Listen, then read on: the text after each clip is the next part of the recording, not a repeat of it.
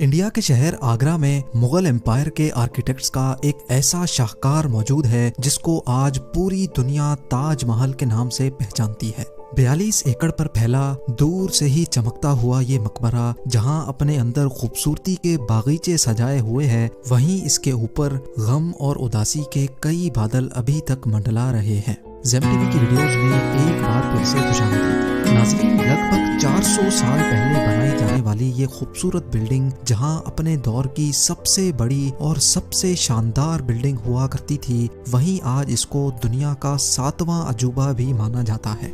इस आलीशान स्ट्रक्चर को बनाने में 20,000 मजदूरों ने दिन रात खून पसीना बहाया, और वो भी 1 या 2 सालों तक नहीं बल्कि पूरे 22 सालों तक। अगर आज के दौर में इसकी कीमत का अंदाजा लगाया जाए तो संगे मरमर का ये अनमोल मकबरा हैरत अंगेज तौर पे $1 बिलियन यानी 7,500 करोड़ रुपयों से भी ज्यादा महंगा है, क्योंकि इस बिल्डिंग में मुगल आर्किटेक्ट्स ने अपने हुनर की कई ऐसी निशानियां छोड़ी थी जिनकी दुनिया के टॉप इंजीनियर्स भी आज तक तारीफ करते हैं। इस बिल्डिंग को ऐसे डिजाइन किया गया कि जब मेन गेट के पीछे से इसको देखा जाता है तो ये काफी बड़ी लगती है, लेकिन जैसे ही मेन गेट की तरफ बढ़ा जाता है तो ऑटोमेटिकली इसका साइज छोटा होता जाता है। दिमाग को चकरा देने वाली ये कोई पहली ट्रिक नहीं थी जो मुगल आर्किटेक्ट्स ने इस्तेमाल की हो। इसके गिर्द चारों मीनारों को बिल्कुल सीधा खड़ा नहीं किया गया, बल्कि ये मीनार बाहर की तरफ थोड़ा झुके हुए हैं, क्योंकि अगर इनको सीधा खड़ा किया जाता तो दूर से देखने पर ये अंदर की तरफ झुके हुए लगते, जैसा कि इन मस्जिदों में आप देख सकते हैं। इन मीनारों को बाहर की तरफ झुकाने का एक और रीजन भी था, और वो ये था कि खतरनाक अर्थक्वेक की सूरत में अगर ये मीनार गिरे भी तो ये बाहर की तरफ गिरकर ताजमहल पर एक आंच भी ना आने दे। लेकिन आखिर माजरा क्या था कि इसको बनाने वाले किसी सूरत में इस पर एक खराश भी बर्दाश्त नहीं कर सकते थे। ताजमहल के वो कौन कौन से राज थे जिनको 400 साल पहले छुपाने की कोशिश की गई थी, और जब उस दौर में कंक्रीट या स्टील ही नहीं हुआ करता था तो आखिर इस आलीशान मकबरे और इस पर मौजूद 40 मीटर ऊंचे डूम को कैसे बनाया गया, ये सब और इससे भी ज्यादा आप जान सकेंगे आज की इस स्पेशल वीडियो में। नाजरीन, ये मामला स्टार्ट हुआ था सन 1607 में, जब इंडिया और पाकिस्तान के इस खित्ते में मुगल एम्पायर का होल्ड हुआ करता था। इस दिन मुगल शहंशाह का सबसे छोटा बेटा शहाबुद्दीन मोहम्मद खुर्रम 15 साल का हो चुका था, और उसी की सेलिब्रेशन के लिए आगरा फोर्ट में एक आलीशान पार्टी रखी गई थी। खुर्रम मुगल शहंशाह को सबसे ज्यादा अजीज था, इसी वजह से इसके हर जन्मदिन पर इसको हीरे जवाहरात और सोने से तोला जाता था, यानी जितना वजन शहजादे खुर्रम का होता था उतना ही खजाना इसके नाम कर दिया जाता था। लेकिन इस जन्मदिन पर कुछ और भी खास होने वाला था। मुगल शहंशाह ने शहजादे खुर्रम की शादी अपने एक वकील की बेटी के साथ कर दी, जिसको मुमताज महल के नाम से जाना जाता है। मुमताज और खुर्रम को पहले दिन ही एक दूसरे से बेइंतहा मोहब्बत हो चुकी थी, और उस वक्त ये किसी को भी मालूम नहीं था कि इस मोहब्बत का बोलबाला हमेशा के लिए रहने वाला है। अगले 10 सालों तक शहजादे ने कई जंगें लड़ी और उनमें भरपूर कामयाबी भी हासिल की। इसी वजह से शहंशाह ने खुश होकर उनको शाहजहां के लक़ब से नवाजा, जिसका मतलब है दुनिया का बादशाह। शाहजहां की टोटल 6 बीवियां थीं जो आगरा फोर्ट के हरम में ही रहती थीं। इन 6 में से शाहजहां सबसे ज्यादा मोहब्बत मुमताज से करते थे, और यही वजह थी कि उनका ज्यादातर वक्त मुमताज महल के साथ ही गुजरता था। वक्त तेजी से गुजरता जा रहा था, और 4 सालों के बाद यानी 1621 में मुगल शहंशाह अचानक चल बसे। शाहजहां जो पहले ही मुगल एम्पायर में खासा फेमस हो चुका था और जो शहंशाह का चहीता बेटा भी था, 1628 में यानी बाप की मौत के 7 सालों बाद उसने शहंशाह की गद्दी संभाल ली।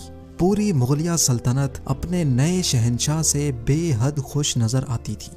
ये वो पीरियड था जब मुगल एम्पायर अपने पूरे उरूज पर थी, यानी पूरे इंडिया पाकिस्तान के साथ साथ अफगानिस्तान के भी कई हिस्सों में मुगलिया सल्तनत का राज हुआ करता था। सारे फैसले शाहजहां खुद करता था, जबकि मुमताज महल पीछे रहकर शाहजहां को मशवरे दिया करती थी। लेकिन किसी को भी इस बात का इल्म नहीं था कि ये खुशियां अनकरीब मातम में बदलने वाली हैं। गद्दी संभाले अभी 1 ही साल गुजरा था कि एक बार फिर से मुगल एम्पायर को दुश्मनों का सामना करना पड़ा। अगले 2 साल जंग चलती रही और शाहजहां को इस जंग में भी भरपूर कामयाबी नसीब हुई। लेकिन शाहजहां अभी इस कामयाबी का जश्न मनाते कि उनको एक अफसोसनाक खबर से आगाह किया गया।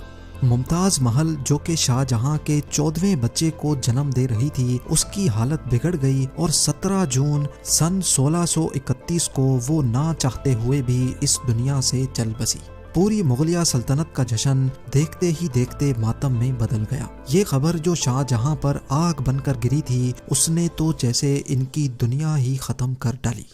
शाहजहां की सबसे पहली मोहब्बत और उनकी सबसे अजीज बीवी मुमताज महल इस दुनिया से रुखसत हो चुकी थी। कहा जाता है कि इस गम की परछाई ने शाहजहां को काले अंधेरों में धकेल दिया था। अगले 8 दिनों तक उन्होंने कुछ नहीं खाया और अगले 2 सालों तक ना कोई मौसीकी सुनी और ना ही परफ्यूम लगाया। मुमताज महल ने मरने से पहले एक आखिरी ख्वाहिश की थी। वो चाहती थी कि उनकी कब्र दुनिया के सबसे खूबसूरत मकबरे में बनाई जाए। इस टास्क को और मुमताज महल की आखिरी ख्वाहिश को पूरा करने के लिए शाहजहां ने अपनी सारी दौलत और पूरी जिंदगी वक्फ करने का इरादा कर लिया। मुमताज के गुजरने के 6 माह बाद यानी 1632 में ही ताजमहल की कंस्ट्रक्शन का काम शुरू कर दिया गया। करीब 20,000 से भी ज्यादा मजदूर, पत्थर तराश और कारीगरों को पूरी सल्तनत से इकट्ठा किया गया। लश्करों के लश्कर शाहजहां के हुक्म पर आगरा बुलवा लिए गए थे। क्योंकि मुमताज की कब्र यमुना रिवर के बराबर में मौजूद थी, इसी वजह से इस जगह पर दुनिया की सबसे खूबसूरत बिल्डिंग बनाना काफी मुश्किल टास्क था। रिवर के किनारे जमीन काफी सॉफ्ट होती है और अगर यहाँ खुदाई का काम किया गया तो पानी का बहाव ताजमहल की फाउंडेशन को भी नुकसान पहुंचा सकता था। इस मसले से निपटने के लिए मुगल इंजीनियर्स ने यहाँ सबसे पहले जमीन के अंदर कई कुएं खुदवाना शुरू किए। मजदूर ये कुएं तब तक खोदते रहते जब तक खुश्क जमीन नजर ना आ जाती थी। इन कुओं को पत्थरों और गारे से भरा गया और फिर उसके ऊपर पत्थरों के बड़े बड़े कॉलम्स खड़े किए गए। इस सारे काम को अंजाम देने के लिए मजदूरों के साथ साथ हाथियों की एक बहुत बड़ी फौज को भी इस्तेमाल किया गया। मुगल इंजीनियर्स की ये ट्रिक काम कर चुकी थी और अब एक ऐसी मजबूत फाउंडेशन तैयार थी जो नरम जमीन पर भी फौलाद बनकर खड़ी थी। फाउंडेशन के बाद अब बारी थी एक ऐसे बिल्डिंग डिजाइन की जो आज से पहले किसी ने भी ना देखा हो। एक ऐसा डिजाइन जो पिछले सारे रिकॉर्ड तोड़ डाले। ताजमहल के डिजाइन का आइडिया शाहजहां ने अपने बाप दादा के मकबरों से लिया था। बाप के मकबरे से मीनारों का आइडिया लिया गया, दादा के मकबरे से बिल्डिंग कोर का आइडिया लिया और अपने अंकल के मकबरे से डोम का आइडिया लिया था। और जब इन सबको कंबाइन किया गया तो एक शानदार और आलीशान डिजाइन उभर कर सामने आया। बिल्डिंग के स्ट्रक्चर को बनाने के लिए लाखों नहीं करोड़ों ईंटें मौके पर ही बेक की गईं। ये सब इतना आसान नहीं था और इसमें लातादाद पैसे भी बहाए जा रहे थे। हर गुजरते दिन शाही खजाना तेजी से खाली होता जा रहा था, लेकिन शाहजहां को किसी चीज की परवाह नहीं थी। बस उनको ये काम हर कीमत पर कंप्लीट करना था। कहा जाता है कि ताजमहल की कंस्ट्रक्शन में इतने ज्यादा लोग लगाए गए थे कि इनकी वजह से आसपास के इलाकों में खाना पीना खत्म हो गया था। 20,000 मजदूरों और कारीगरों की डिमांड पूरी करने के लिए शाहजहां ने आसपास के तमाम इलाकों से अनाज आगरा मंगा लिया था। कई सालों की मेहनत के बाद बिल्डिंग का स्ट्रक्चर कंप्लीट हो चुका था और अब बारी थी इसको संगे मरमर से सजाने की।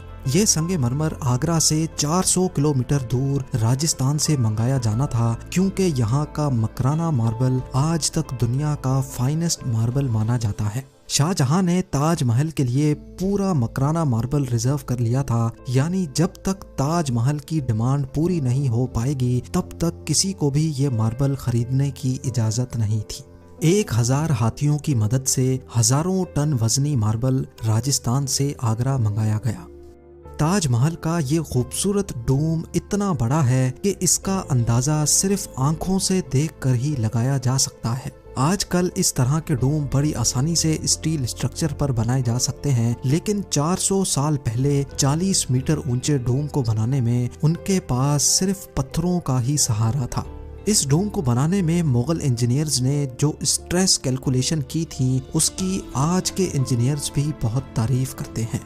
ताजमहल की फिनिशिंग के लिए इसको पीट्रा डूरा या परचिनकारी से डेकोरेट किया जाना था। पीट्रा डूरा एक ऐसी कलाकारी को कहा जाता है जिसमें कीमती पत्थर को मार्बल के अंदर तराश कर लगाया जाता है।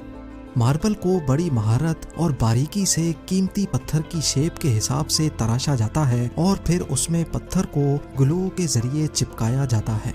ताजमहल पर इस्तेमाल होने वाली ग्लू कोई आम ग्लू नहीं थी। काफी रिसर्च और लेबोरेटरी टेस्ट के बाद मालूम पड़ा कि ये ग्लू शीरा, लेमन जूस और संगमरमर पाउडर को मिलाकर बनाई जाती थी। वही सेम ग्लू आज भी ताजमहल की रेनोवेशन के लिए इस्तेमाल की जाती है। ताजमहल की खास बातों में एक बात यह भी है कि ये दिन में 4 मर्तबा अपने रंग बदलता है। सूरज निकलने से पहले ये बिल्कुल ब्लैक शेड देता है, सूरज निकलने के बाद ये लाइट येलो और पिंक शेड देता है, जबकि दोपहर के वक्त ताजमहल की खूबसूरती का नया रुख देखने को मिलता है। नीले आसमान पर जैसे मोती चमक रहा हो और सनसेट के वक्त ये पूरी बिल्डिंग गोल्डन कलर की दिखाई देती है।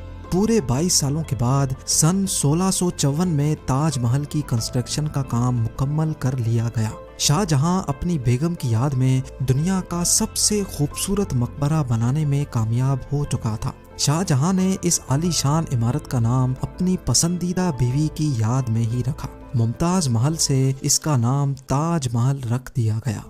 हर साल शाहजहां मुमताज की बरसी पर यमुना रिवर के जरिए ताजमहल पर जाया करते थे। ये ताजमहल की ऐसी एंट्रेंस थी जिसको सिर्फ शाही खानदान के लिए ही बनाया गया था। इस एंट्रेंस की दीवारों पर दिलकश नक्काशी का काम किया गया था, जो शायद सिर्फ शाही आंखों के देखने के लिए ही किया गया था।